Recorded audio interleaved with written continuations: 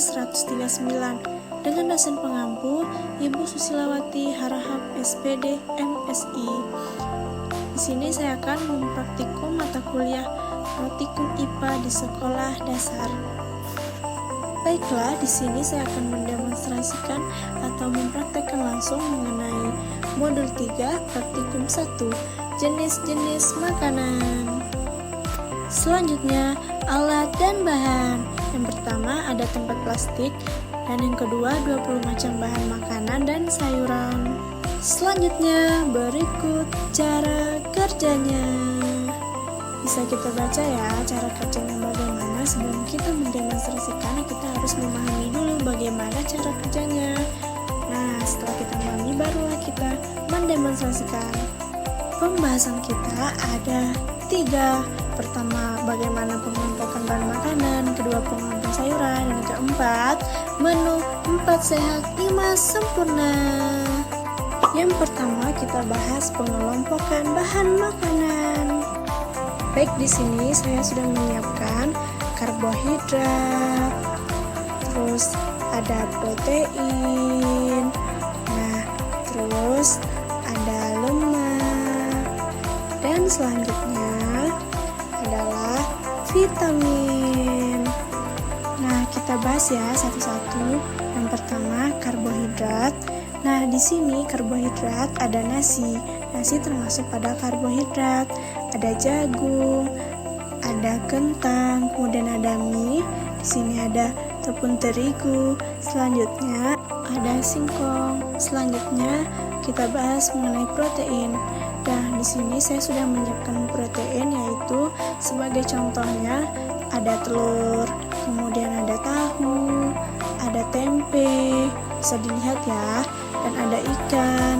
Selanjutnya ada ayam. Selanjutnya kita bahas lemak.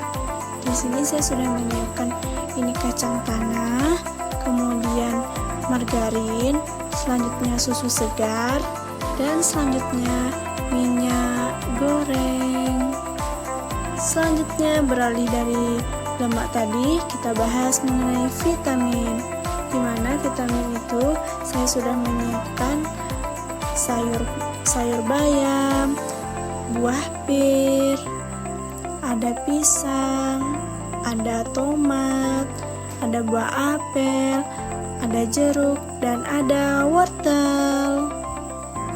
Selanjutnya, untuk mempermudahkan kita dan agar kita mudah mengamati dan membaca dari materi yang sudah saya berikan, yaitu disediakan tabel pengelompokan bahan makanan berdasarkan kandungan zat gizi. Nah, jadi dapat disimpulkan bahwa berdasarkan pengamatan yang telah dilakukan tadi, pada pengelompokan bahan makanan berdasarkan zat gizi, ada 4 jenis zat gizi makanan, yaitu yang pertama, karbohidrat sebagai sumber zat tenaga, contohnya nasi, jagung, kentang, yang tadi sudah kita bahas. Yang kedua, protein sebagai zat pembangun, contohnya daging, telur, dan tempe maupun tahu. Yang ketiga, lemak. Nah, lemak sebagai sumber energi dan cadangan energi, contohnya susu, kacang tanah, dan minyak goreng. Yang keempat, vitamin sebagai zat pembangun, contohnya pada jeruk, buah pir, sayur bayam, buah apel, dan wortel. Yang kedua, pengelompokan sayuran. Sudah disiapkan, ada sayuran kacang-kacangan, sayuran tunas, sayuran umbi. Nah, ya ini ada sayuran buah. Terakhir ada sayuran daun. Nah, kita bahas satu persatu mengenai sayur-sayuran. Yang pertama, sayuran kacang-kacangan. Di sini sayuran kacang-kacangan terdiri dari kacang panjang, kemudian buncis. Nah, ini termasuk pada sayuran kacang-kacangan. Selanjutnya, sayuran tunas. Sebagai contohnya adalah toge. Dan yang ketiga, sayuran umbi. Sayuran umbi adalah umbi-umbian seperti kentang dan wortel, termasuk pada jenis sayuran umbi. Selanjutnya, sayuran buah yang terdiri dari terong, kemudian tomat, dan ada pada labu siang. Yang terakhir adalah sayuran daun, di mana sayuran daun ini yang terdiri dari daun singkong, kol, selanjutnya daun bayam. Nah, sudah disediakan tabel pengelompokan sayuran, di mana di sini ada sayuran daun, sayuran buah, sayuran ubi, sayuran kacang-kacangan, dan sayuran tunas. Seperti kacang panjang termasuk pada sayuran kacang-kacangan dan seterusnya. Dapat disimpulkan bahwa bahan makanan yang berupa sayuran dikelompokkan menjadi 5 kelompok, yaitu sayuran daun, sayuran buah, sayuran umbi atau akar, sayuran kacang-kacangan, dan sayuran tunas. Yang ketiga, membuat menu 4 sehat 5 sempurna.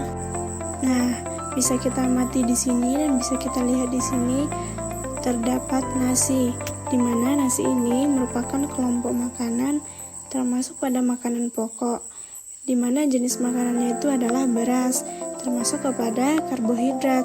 Selanjutnya sambal atau lauk pauk. Nah, di sini kita bisa melihat ikan dan tempe, di mana di sini ini adalah termasuk pada kelompok makanan lauk pauk, di mana jenis makanannya ikan dan tempe, termasuk kepada protein.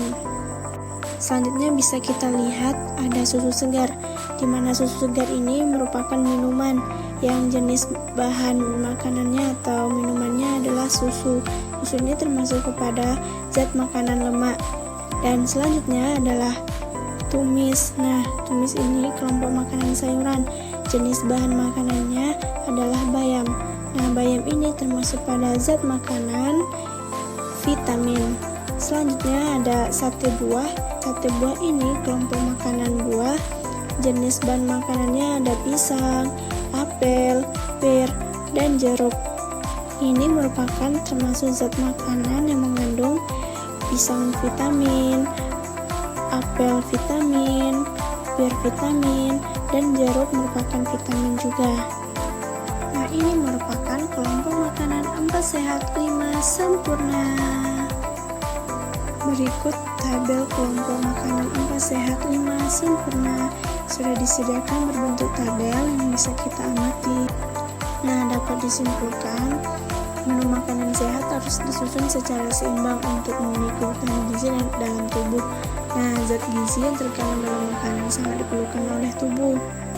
Nah, selain itu, agar organ tubuh dapat berfungsi sebagaimana mestinya, contohnya karbohidrat berfungsi sebagai sumber tenaga, protein sebagai zat pembangun, lemak sebagai cadangan makanan, vitamin mineral sebagai zat pengatur.